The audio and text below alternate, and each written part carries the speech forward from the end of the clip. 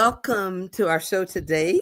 I'm Dr. BraVada Garrett-Akinsanya, co-host usually with my Baba Al McFarlane. So we ask you to join us today and just hear at Conversations with Al.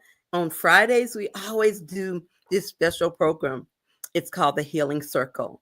And in the Healing Circle, we have a chance to acknowledge the facts of what's going on around us in the environment, and we especially focus on what it means to be healed, how healing can take place, and the issues of today.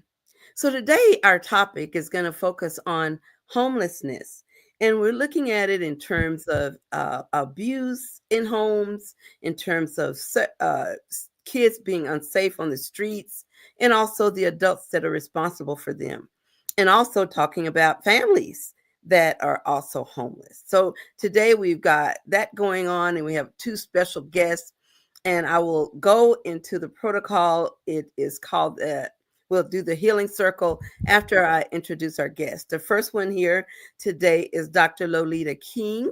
Uh, uh, um, I would like for her to be able to explain what she does. She is a psychologist within the African American Wellness Institute, which is, you all know, that's where we both work, promoting the spiritual and psychological liberation for African American children and their families. So I'm going to first introduce Dr. King. Welcome, Dr. King.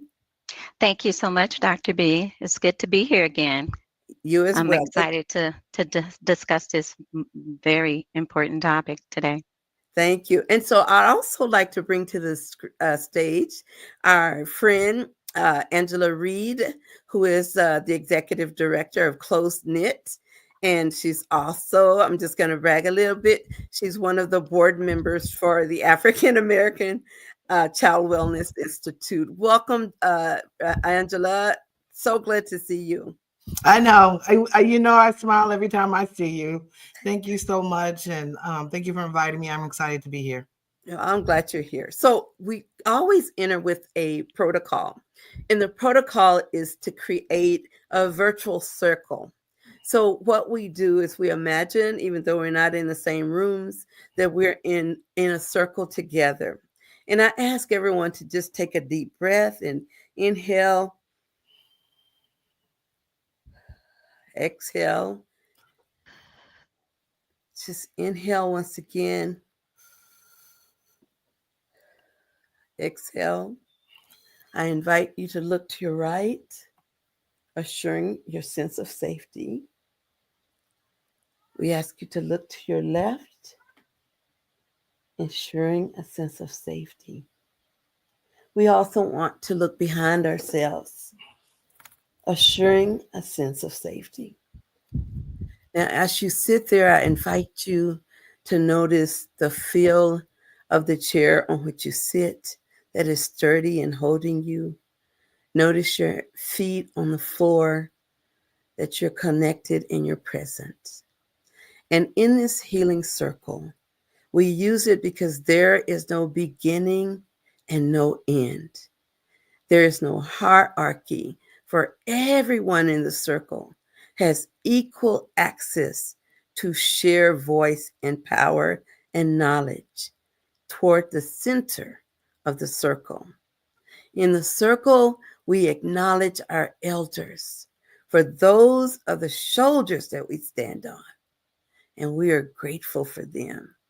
In the circle, we also acknowledge our ancestors, for those were the shoulders that our elders have stood on.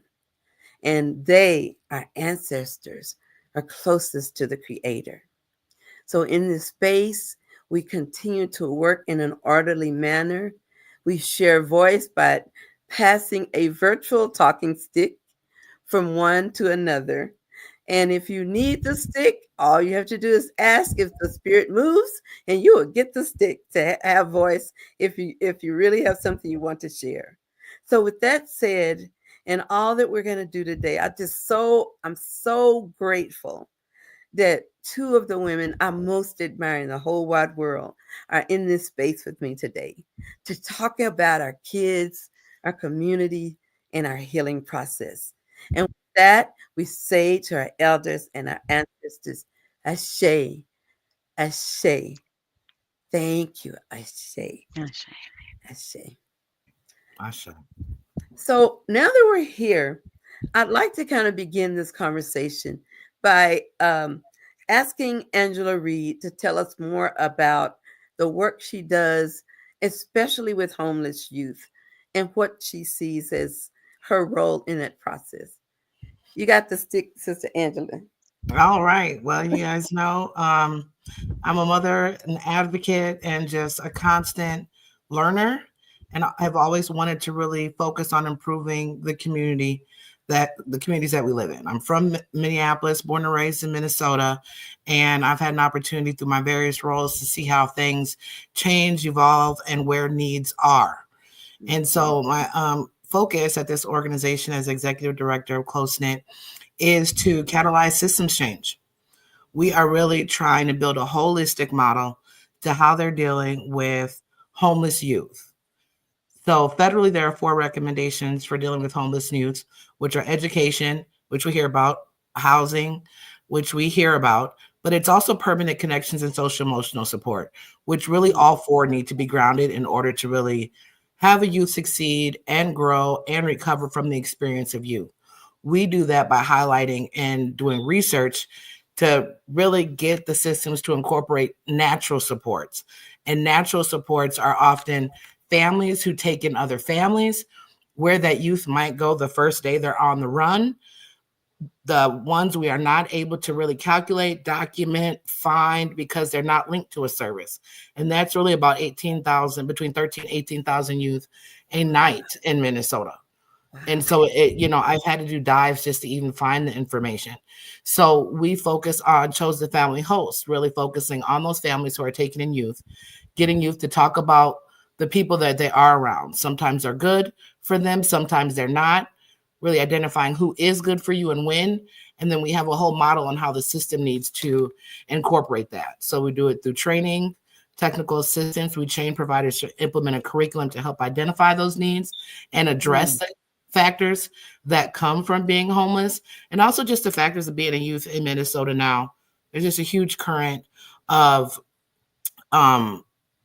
pain and trauma and just things that are outside of a lot of the youth's control. And if you don't have a chance to really talk to them about the systematic impacts in their lives, you won't have a chance to really get them to correct themselves. They'll remain in condemnation. So we're doing that through some legislation that we have going, and I'll talk to you about that a little bit more, but we're just trying to grow. And I'm looking forward a lot to really hearing what you guys have to say. Well, thank you so much, Angela, for sharing that piece of information. I'm interested in coming back and talking to you about the youth, especially when the weather changes, how they do deal with the winters and the cold season, and when it's even extremely hot. So I'll come back to you about that right now. Take the talking stick and pass it to Dr. King and what her issues or interests are around homeless youth and even homeless families. You got the talking stick. Thank you. So as I think about this topic, I started to try to recall the youth that I've worked with over the years in my role as a psychologist, and those that have faced either short-term or long-term homelessness.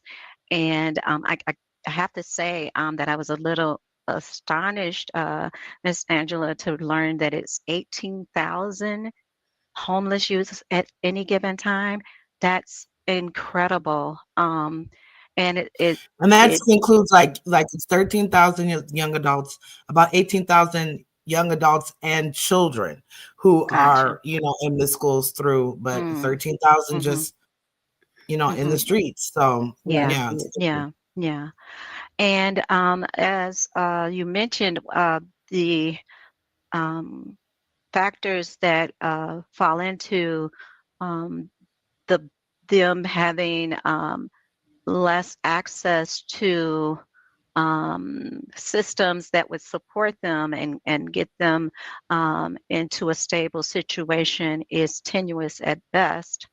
And I really appreciate the idea of those natural supports because it does remind me of how if we're looking at things from an Afrocentric lens, we've Mhm. always kind of used our natural supports and family to help mother and parent our children.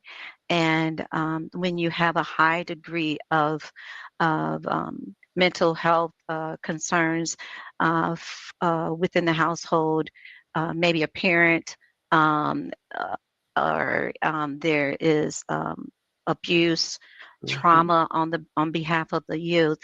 Mhm. Um, those kinds of um, uh, the symptoms and barriers end up further compounding the experiences of our young people, Mhm. and they often have a distrust for adults um, because they've been shown by those that are struggling within the family who should be the guardian or head of household that sometimes they can't be that supportive stable person, Mhm. so there's a lack of trust there.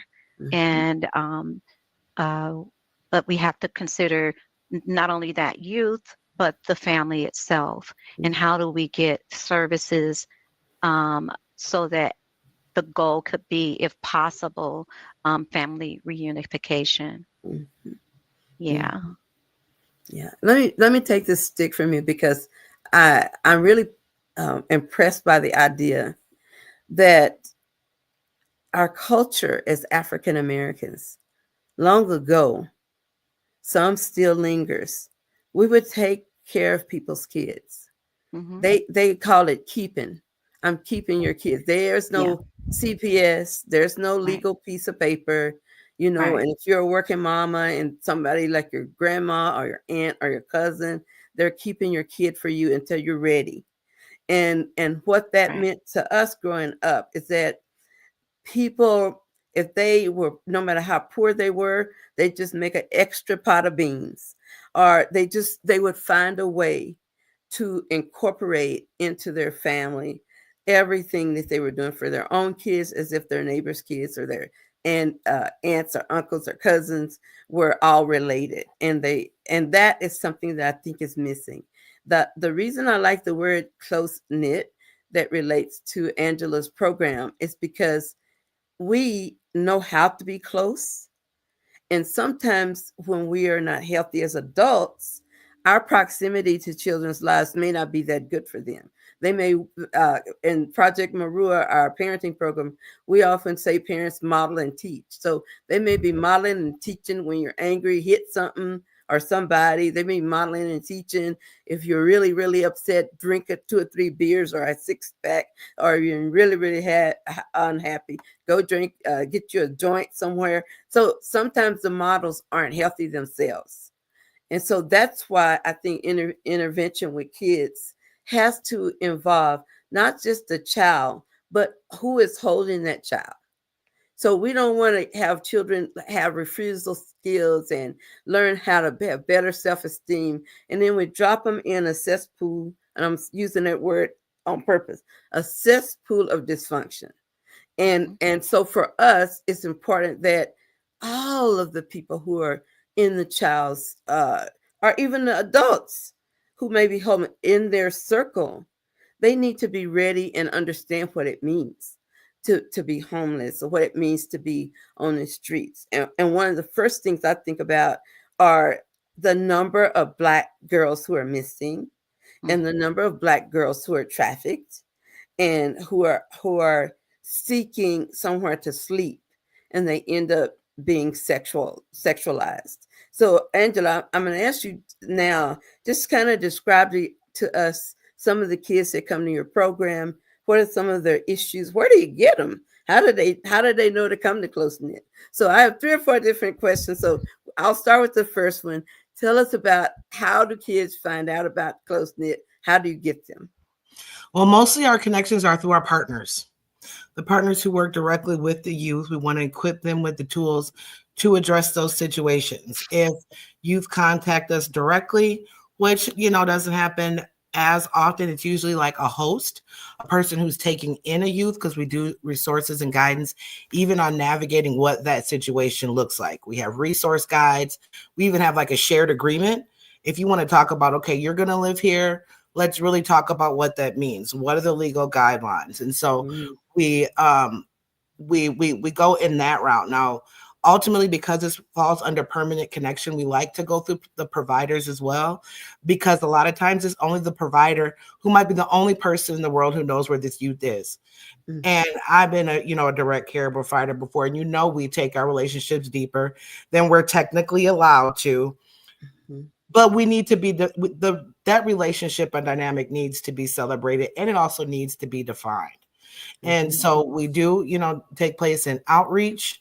We make sure when we do see youth, whether it's a quick interaction or we're able to, form a deeper relationship, to go through what we call our circle mapping model, where that is choose your always, sometimes, and maybe person within a visual. Because, if you have a visual, it kind of takes off stress in that time. And so we also have little cards so they can pick that person either in terms of where they want to go that night, but they can also pick that person in terms of what is their goal. Like, what do you need today? They might say, I need to feel hope. Who is your always, sometimes, and maybe person to make you feel like that and make you gain that hope? And then, sometimes your always person needs to be a never person. And it helps to really kind of visualize that. And then we have models, within it to kind of circulate and support that.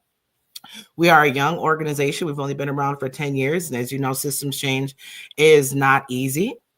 And so we're really trying to impact a lot of things on different areas through research and informing and getting just real tools in the hands of providers. And also, because the providers are a permanent connection, we want to focus on the needs of people who are working directly with the clients, especially now, because those dynamics and those relationships and what providers are experiencing, being so boots to the ground and one-on-one within the system of disparities like Minnesota is, just the last 3 years, the providers themselves need a little bit of care and support and to be identified as a permanent connection. So we collect research and share information on the importance of that dynamic as well. That's wonderful. I think what I like also is the idea of making kids recognize the level of dependability that they have in terms of support.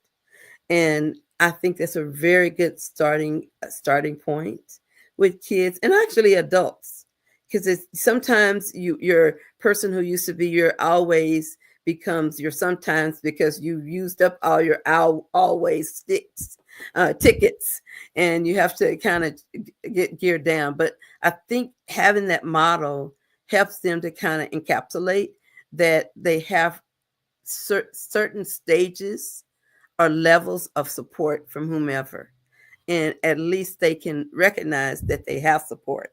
And most of the time when I see kids, I used to see kids for many years when I was working at another organization. Most people know about it. It was Youth Link, and the kids would be on the streets a long time, and they had a hard time connecting with providers. A lot of them had been sex trafficked, whatever that word is, and they've been abused in so many ways. So they couldn't run back home because that environment was untenable. And then they only had the streets. And in the streets, although they were not at home getting abused there, they were finding other elements of support and abuse in community. So what do you do at Close Knit to address kids who have had those traumatic experiences? And I hear you talk about partners and things like that. What do you do with them when they really don't feel safe on the streets? And of course, they don't feel safe at home. So, well, I see our organization and the way we really function, which is a really different balance, is we're that organization that's in the gap. We're like that one level of harm reduction where we know that this interaction is going to be hard. as we go through it, because we're the ones, we talk with the ones who are on the waiting list of getting to shelters, who cannot get into shelters, who have tried the things that they can try and are really at a state of emergency trying to survive. And so we definitely are very selective about the partners that we refer and share information to, and also the partners that we refer our partners to. They have to have a very good collective with who they're referring them to. And so when we work direct with youth, we want them to leave with tools and something that impacts them immediately. I want to talk about what is going to have you leaving this meeting feeling better. What is that individual thing that's important to you, not what's important to me, not what's important to a guideline or a regulation, or what I'm funded or regulated by. What is important to you, and let's see how we can navigate that together. And so that's the way we promote the people that we work with to function with youth as well. And then it's one thing about trying to get them quick access to learn about new services. Housing stabilization services are very helpful. Just kind of even giving some guidance and direction, and then staying connected as they go through that process, as they grow, as they, get an apartment, still having a connection with someone. A lot of youth who foster out, because most of the youth actually on the streets are children who fostered out.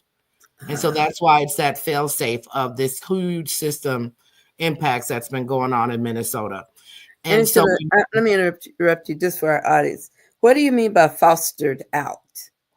Like children who have grown out of foster care, or have grown out were removed from their home when they were young, have grown out of services, and now don't have access to anything.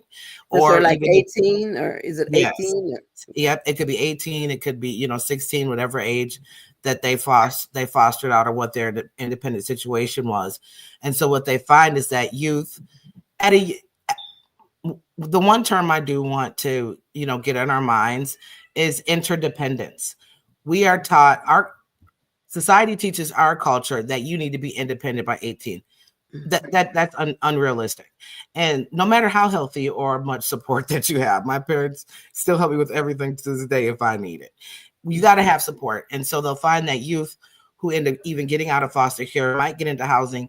They'll lose their housing because they're not prepared for it. They can't maintain it, or they just get lonely, and they will return to that family that's dysfunctional, and they aren't really taught the skills to know about boundaries and how to reinforce them, and not to judge, and to step back when you need to, and to be empowered to do that.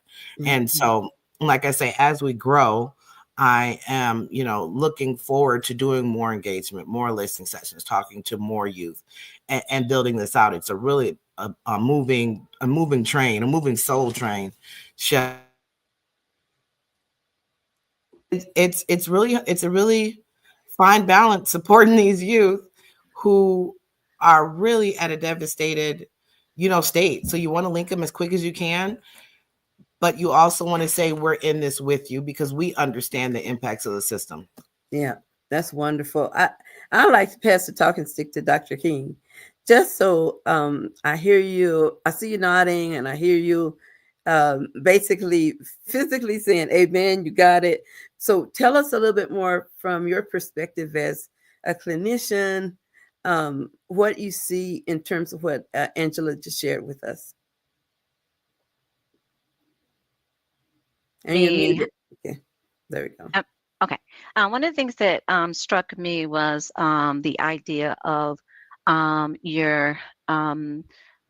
you having them to identify, in your program, having the youth to identify their always, sometimes, and their maybe. And within the context of narrative therapy, I do something along that lines as well, where we're identifying those that can be of support with a person as they go through their journey of healing. And the idea that the always can end up being the sometimes. And Dr. B, you mentioning that perhaps they've kind of used up that resource. And I'm also considering the fact that particularly with youth that have been in uh, experiences throughout their childhood that were traumatic. Um, there has to sometimes be a shift in their expectations, right? So that always person, the person they always go to, never is able to give them what they need, but they say, but that's my mom or that's my dad, and so the title of that, even though that person is unable at that point in time to be resourced enough to be healthy support, that it takes sometimes for that youth, young adult to consider that there might be a way of um, accepting that that person can't be your always right now. You know, Mhm. that doesn't mean that they don't want to, but that right now we need to probably consider other people that can walk with you in this part of your journey. Mhm. So and it's a grieving process, right? So sometimes the people we love the most and we cling to, it may not be healthy, but it's familiar, right? And Mhm. so when you mentioned also, Angela, the idea that sometimes once a homeless youth has acquired an apartment, stable living, they could feel lonely and start to kind of go back to old people, places, and things to feel the sense of community. And that that can be something that if they're not expecting, then that is something that really can derail their stability or bring it. I'm thinking of a couple of young women that I worked with in the past who ended up losing their housing because the other youth that had not been open to or had access to the services that would have provided stable living come and kind of that's the crash spot, right?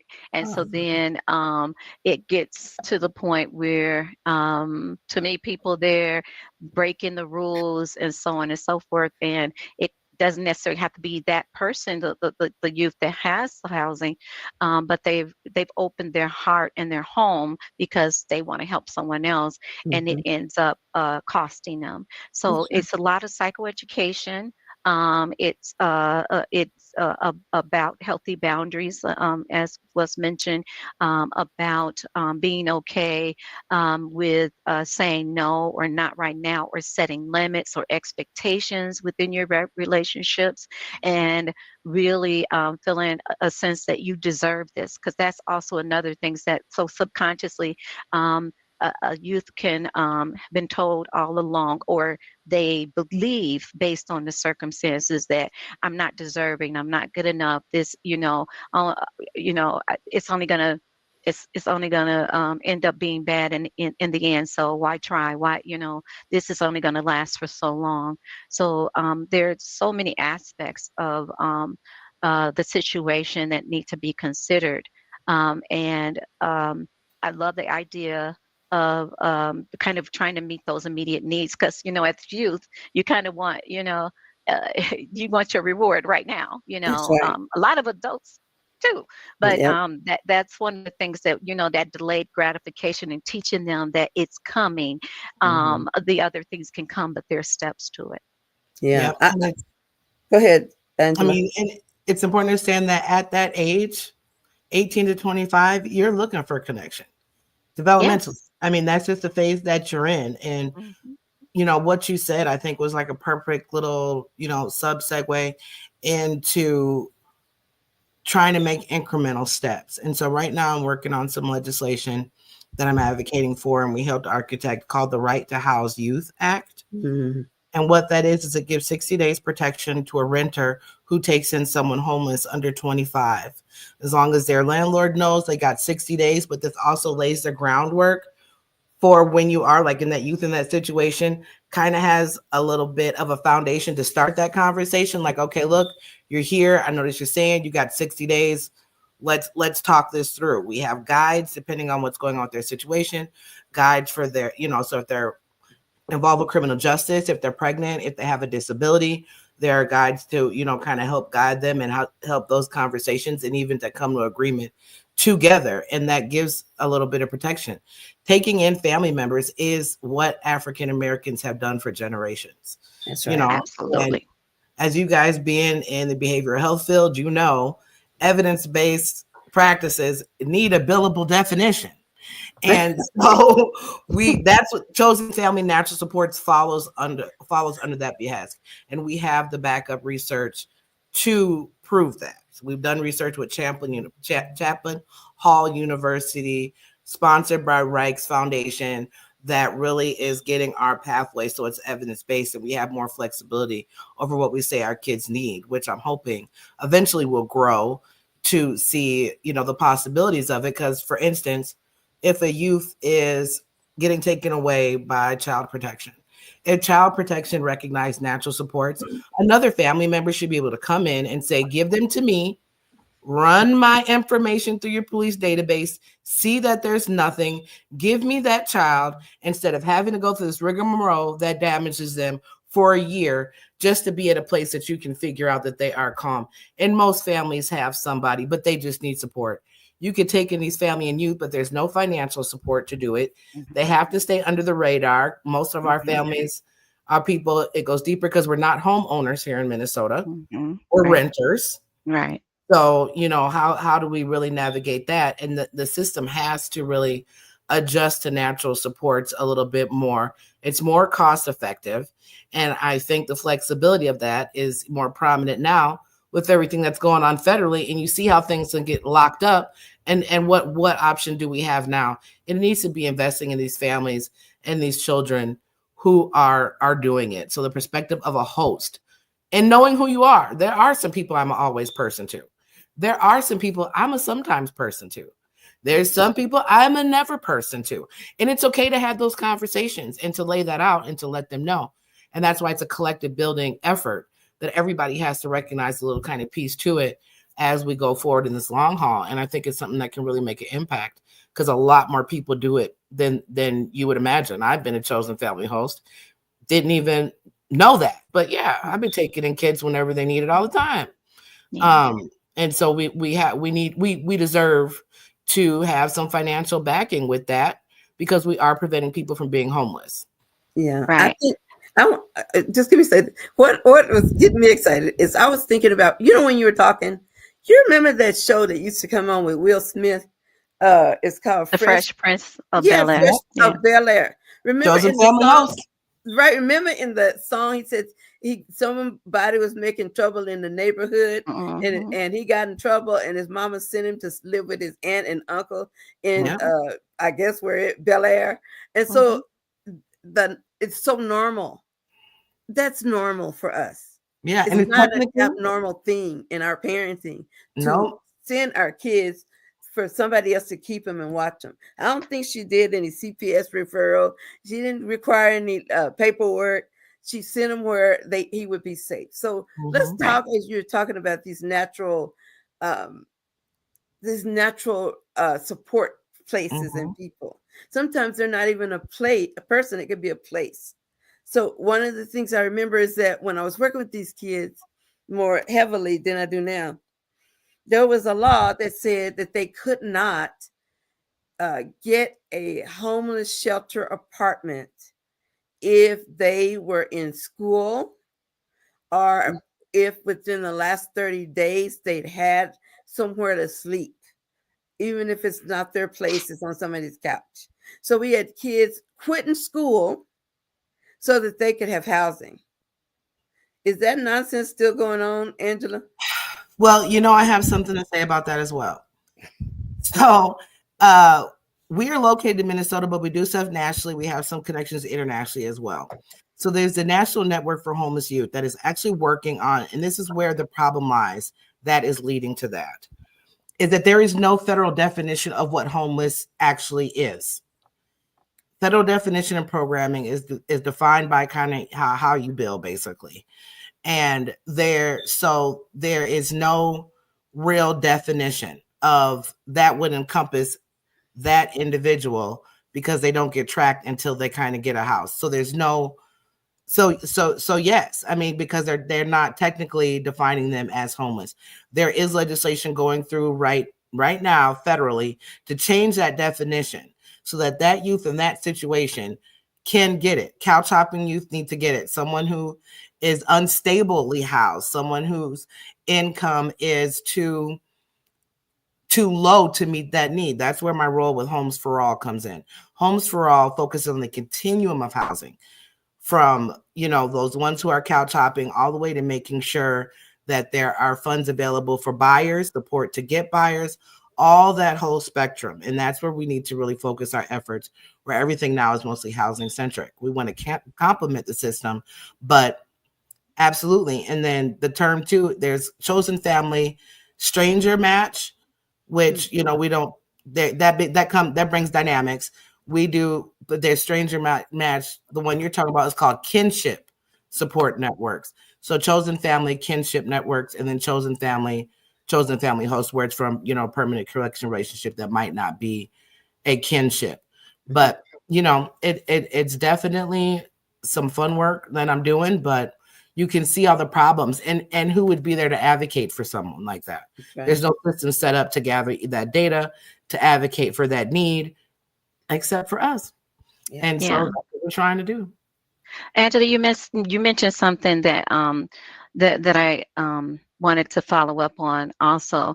As we look at, we've been saying culturally, that's kind of what we've done. That's what we've known, is to take the children into our homes, or, you know, grandma did that, and, you know, it wasn't uncommon to not actually know that that wasn't really a sister. It's a sister cousin, or what have you, or to be sent down south to live with family because of the fears that the parents may have, with, you know, that analogy that you gave, Dr. B, about getting in trouble or wanting to protect and keep them safe, and so sending them to another relative. One of the things that the current model, and I would dare to say this Western European based model, where it's a nuclear family, and the structure is such as that you take care of the people in your home, and that's it. And then the renters, who may be really open to housing this youth, but it's a matter of, will I lose my housing, you know, and they get penalized for trying to be helpful. So if the legislation can change, and that they can understand that that is not helpful, and it's not congruent with our culture and the ways and the practices that make the most sense, then it creates, again, another layer of barrier to that youth's gaining stability. And majority of the time, I mean, it's not by any fault of their own that they were in foster care, or that they felt the need to leave the home, you know, high conflict, or whatever the case may be, having a child, you know, as a teenager. All those factors can play a role, and it's really incumbent on us to, like you said, come up with some legislation that will assist in the natural supports being able to be supported in that endeavor. And you know, the funny thing is that with it, it's about removing the barriers. Yeah. The way everything is set up, it's created all these barriers where it was something years ago that was natural, took place, like you said, for years. And the whole system creates barriers in every single way. And so it's like dismantling while trying to build. Yeah. So I named a couple of the barriers. Are there others that you think we should also address in this conversation? And one was, of course, the funding source requiring certain criteria. And now you explained clearly that it was around the definition of who gets in, who doesn't, who's considered homeless, who is not. And then the other piece I think is requiring them to not be in school or not have a job. When I see that if you're homeless, school may be the only safe, reliable, warm, loving place you know. And so if you can go to school and get free lunch and free breakfast, and you're on the streets, and you're even smart enough to do the work, even though you don't have anywhere to study, you can study at study hall, at school, you got teachers encouraging you. What on earth can we do as a community about systems that create barriers instead of breaking them down? I mean, I think we have to leverage our personal power and connections. And this model and this is something that really carries through for conversation and passion and desire. Mm-hmm. Something that needs to be long-term, ran by the community, because as you know, we participated in so many listening sessions on improving this and that. And that ends up being the project, and there's not anything dedicated to the outcome. Mm-hmm. I think in terms of Minnesota, it's important to think about everything now. And what I would say 5 years ago might be different. But now we're at a state of emergency. So we have to approach it as that. Mm-hmm. You know, you ran that crisis counseling program with FEMA. We Yeah. are at a state of emergency. And now really since COVID, we've gone through it 3 times. We had COVID, we had George Floyd, and now we have the influx of violence within the youth that is creating a whole nother dynamic of community stress that we never have had a chance to even balance off. Mm-hmm. And, you know, so a real uniformed approach, and knowing that until the system does change, we have to be that change. We have to have conversations with our young adults about how hard it is actually to be an adult now, no matter how much support that you have. Relieve that stress, have those conversations on purpose, just in terms of housing, and take time to really talk about 2 kids from a young age. What is your vision on housing when you're 18, 19, especially seniors, even, you know, 12-year-olds, letting them know more about this system, letting them know about the barriers to kind of attack what we have to deal with now and how we're going to prevent it. And then they really need to invest a lot more to understanding the trauma that comes from being homeless. Mm-hmm. A lot of these kids who are homeless now are also had generational experiences. And here in Minnesota now, like I say, it might be different 5 years ago. Now we have good 3 generations of people who've experienced trauma and can't get out the cycle, because you got to be 200% the federal median guideline to even get support. There's a big gap where I think most of these people are where we have to do support. So from what I'm learned, we got some work to do, but I think if it is, you know, done by providers who work with the community, it can be done. And just celebrate every win. Every person that you interact with, every opportunity, everything has to touch a community is important, and it does make a difference. And that's why our tag is loving youth out of homelessness. Sometimes they just need to feel connected. They don't need to feel lost, and that this is more, you know, it's more of a journey, and that like everything is an accomplishment within it. And we deserve it. I mean, this is our right and how we want our community to be. Yeah. But there are barriers to doing it. Yeah. One of the things I also wanted to bring up in terms of, now that you're talking about advocacy and helping oneself, I recently there was a group of kids from Brooklyn Park area in Brooklyn Center who went to do a presentation with a bunch of legislators, and the kids were telling the legislators what they need. One of the things that they said, and I know this is true because I hear it from a lot of kids that I see for therapy over the years, they want a safe place to hang out, a safe place. And nowadays, kids in our community, it's so common that kids go to places and they may not be safe, and they'll go to parties. I know a child who's 14 years old. She was 14 and her friend turned 14. So because she was a teenager, they were going to have a teenage party at her house. So at the house, some big kid came rolling up there with a gun, shooting all up the place. And the client that I got, she got shot in the butt running. And so she ended up in the hospital. And I remember on my visit with this family, I was saying, what can we do to help prevent this kind of thing from happening? And then one of them said, this is what's called gallows humor. By African Americans, we tend to laugh things. We laugh instead of crying. But they said, well, what you can learn from that party is you better run faster. And so everybody broke off laughing. But the reality is, why does a 14-year-old have to go to a party where there's even a gun? So it's such a big systemic problem.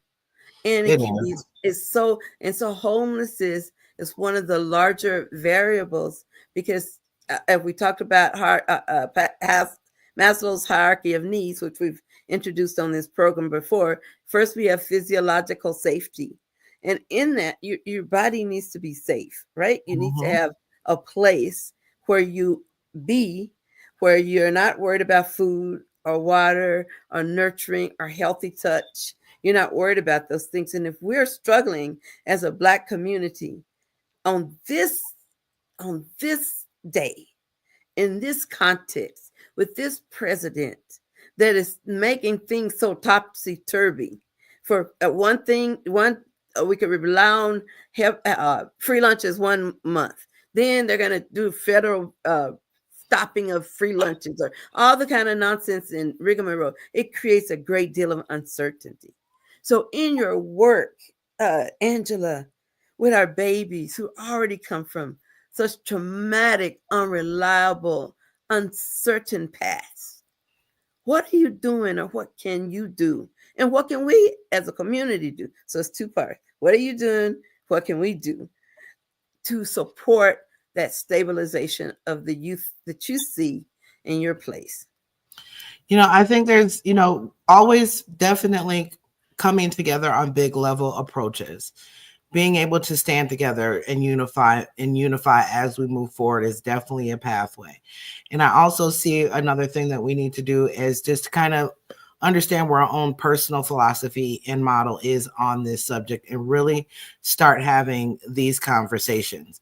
Professionally, I myself do want to one day, if funding shall allow, have a young adult center. They need a place where they can transition into adulthood, where they're given access to this information if they're not able to go to college, and just some guidance to navigate that.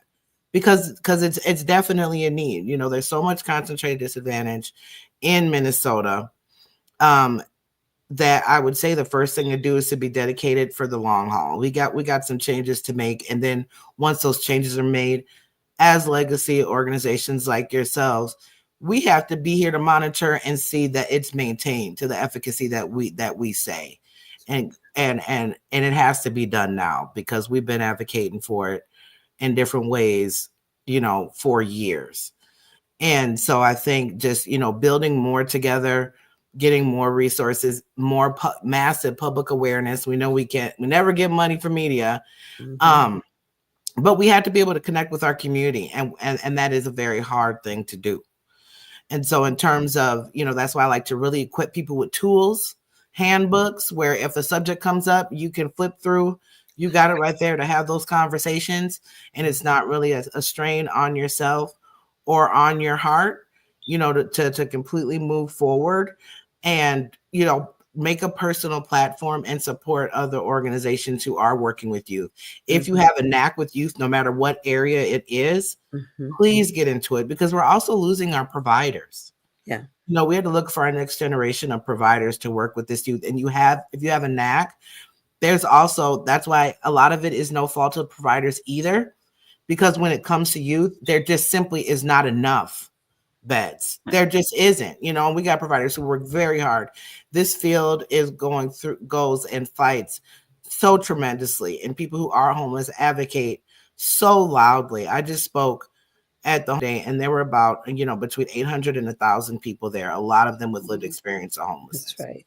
And so with me, I'm working on connections, building bridges between chemical health, mental health, homelessness because the foundation is all the same. Mhm. Homelessness is an area that can cause SUD and also be an outcome of SUD. Mhm. Same thing with Yep. mental health. Homelessness can cause the mental health, and mental health can be, can cause homelessness. And so, as we as legacy organizations reach together, and I'll be reaching out to you.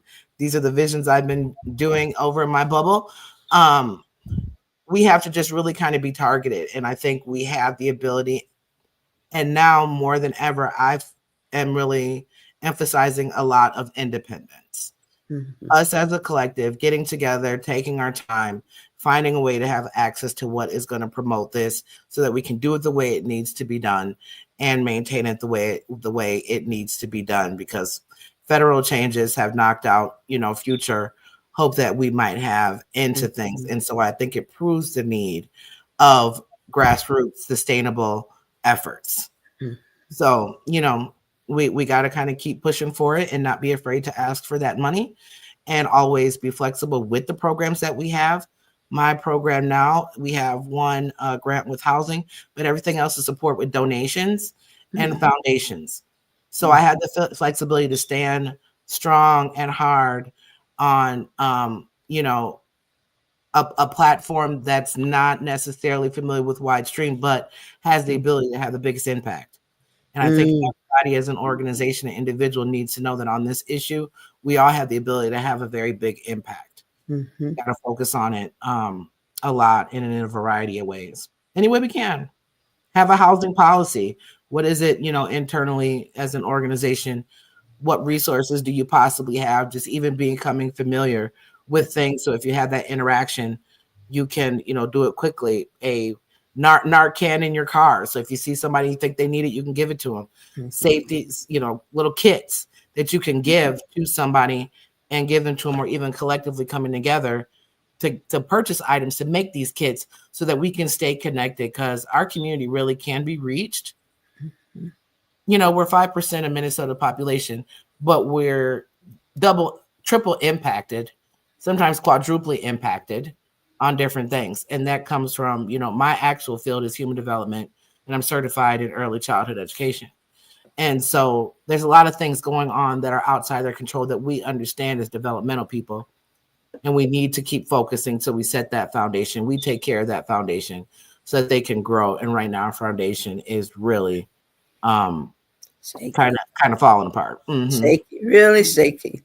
So I thank you so much. I think one of the things I'd like to as you like to do, because our time is almost up actually, but what I'd like to do is have us to think about um, a vision of what it would look like if our kids and our families had other options readily available and the stigma was gone and they actually were able to get it. And the first thing that hit me a moment ago that made me want to ask this question and put that out there for us was that we need to have creative ways of supporting community. What you just said about having a policy in your office on homelessness, and what do you do, and resources around it, that is so important. I know in my urban league office I always kept food, always, even if it's for peanut butter and jelly sandwiches, because when kids would come to see me who were homeless, a lot of times they were also hungry, and there are barriers professionally that say, oh, you can't give them money, you can't give them, do this for them, you can't do that. But I found ways to donate money to churches that I Yes. know will give them money if Yeah. they need actual cash. So I Yeah. think I would like to think about which the challenge that's come from this for me today. I'm going to try to think about more ways that I can address those needs that will be legal, ethical, and helpful. I love that. I really, really, really, really love what you've done for us today, Angela. And Dr. Lolita, I'll give you the talking stick so we can let Angela have the last word. So Okay. Yeah. you got the talking Sure. stick. You mentioned the church, and that's what I was starting to consider. That there were also some things that were happening in the past that went away. And I'm not sure why. I don't even think I was here in the state of Minnesota when the initiative of One Church, One Child was out Mm. there, but I do know that Ian Bethel was one of the uh, forerunners in that initiative, and it sounded like it was very effective and helpful.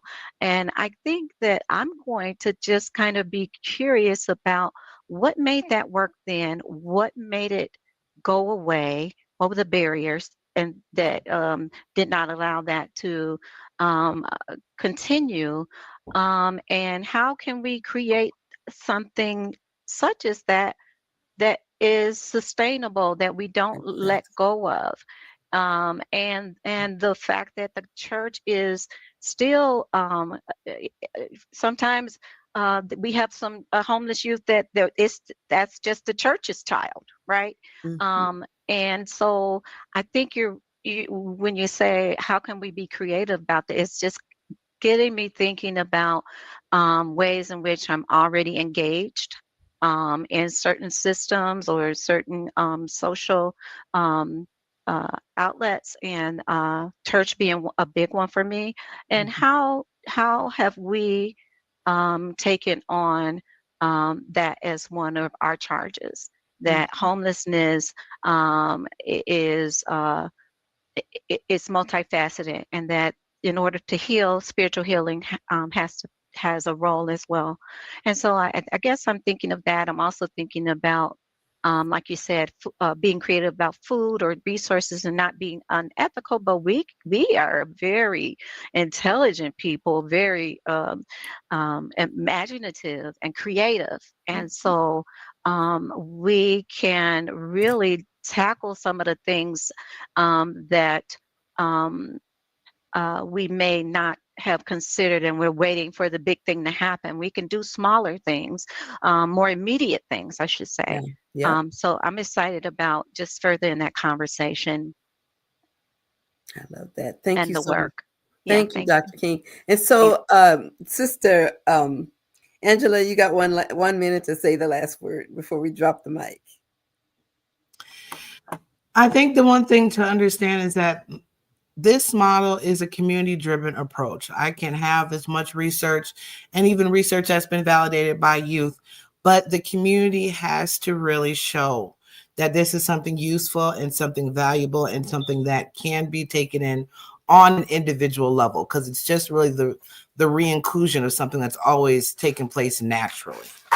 And Mhm. so, I'm pretty much a homebody. And so I kind of float around and work and kids, and that's it. But please reach out. We are the only intermediary in Minnesota who is focusing on this subject. And so I'm not really one to always go with marketing, but we need support. We need to stay connected. Reach out to me. I love having conversations like this. I love sharing information. I have details and connections within these various fields, that I share legislation that other people are promoting other legislation, and that staying connected is the key, and that we have to love these youth right where they're at. That's right. Everybody needs an always person. Sometimes a child's person might be their grandma in Tennessee, and if you need some help to get there, we're going to help you get there. And that's how we really have to think about things. So I want everybody just to love youth out of homelessness, and realize when you are given that connection, no matter what, big or small, it can make a lifetime of difference in that youth, no matter where you see them. If it's on the street, in the schools, show love and compassion and care, and offer resources and guidance. Where would, if anyone in the public would like to call or email you at Close-Knit, how would they go about doing that? Can you share any information now? Absolutely. You can email me at ar@closeknit.us. Our website is www.closeknit.us. We have a newsletter with over 1,200 people. Please stay connected with our newsletter. You can always feel free to reach out to me, 651-767-2196. We do train the trainer models. We share our research, and then that way I'll share with you some of the upcoming trainings we'll have with our research. And if you're ever interested in partnering on opportunities or creating something for you that you're working with, or developing a new proposal, please feel free to reach out. We're growing, we're flexible. I'm the ED, so we can, flow with the vision that we've laid. My board is awesome. So please, please, please do not hesitate to reach out and share your stories as well. Thank you so much. And thank you, Dr. Lolita. And thank you, Angela you. Reed, for bringing this to the forefront. And Thank you. today, I think that's where we need to drop the mic. Take care and love our babies. See you next time.